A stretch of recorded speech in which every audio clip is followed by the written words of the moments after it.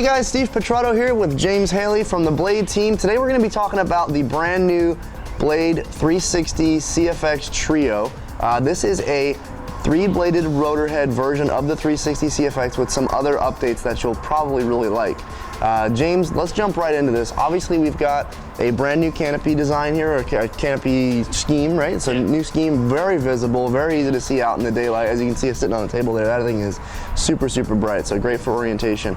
The immediate thing, obviously, this is the Trio, so we do have a three-bladed rotor head. Now, this was an option on the 360 CFX, so that was about a $100 option, right? You had to buy the blades and the head, and you had to use some of your own, one of your grips, and then you updated it. So about $100, but now you're getting that fully built out of the factory in the new Trio. The next thing on there is the same servos, right? Same servos. And tell me about what we did with the fly system. So we've gone to the new 7210BX. So like in the 270, it was, only 270 specific firmware. You couldn't take it off and put it on another model. So it kind of devalued the 7210. On this one, the only thing you don't get still is bailout now. But on this kind of model, hopefully you don't need bailout. But if you do need it, you can upgrade it still using BeastX's website and Studio X. So we can still go into the BeastX, we can still update, we can do servo travel, we can make it fly how we want it, not just how you set it up out of the box. Although how you set it up out of the box should be really good for the average pilot. All right, so that's a really nice feature, and that's a nice value, the AR7210 now coming on this. Now the same tail, right? Same tail system, no changes there. Same helical main gear, same power system, same 6S battery.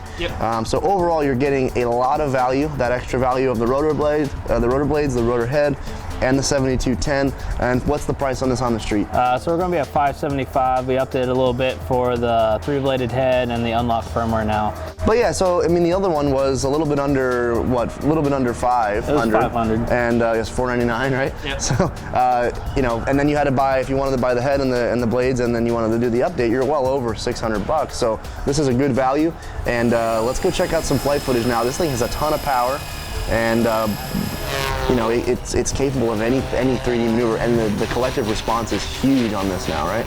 It's very collective happy, I like to say. Yeah, and I mean the tail performance holds on even with the extra head. Yeah. So it depends on the governor, how you fly. You want to, if you're kind of keeping it constantly loaded, the tail will hold on really well.